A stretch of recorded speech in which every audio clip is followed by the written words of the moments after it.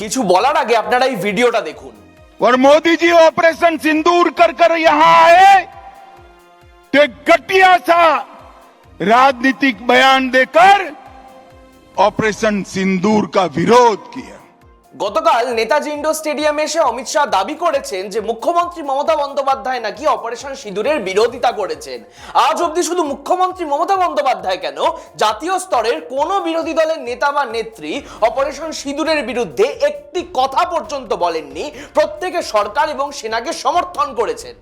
কিন্তু কারা অপারেশন সিঁদুরকে অপমান করেছেন জানেন? মধ্যপ্রদেশের বিজেপি সরকারের মন্ত্রী বিজয় শাহ, বিজেপি সাংসদ রামচন্দ্র জাংড়া এবং জম্মুর বিজেপি বিধায়ক রণবীর সিং পাঠানিয়া।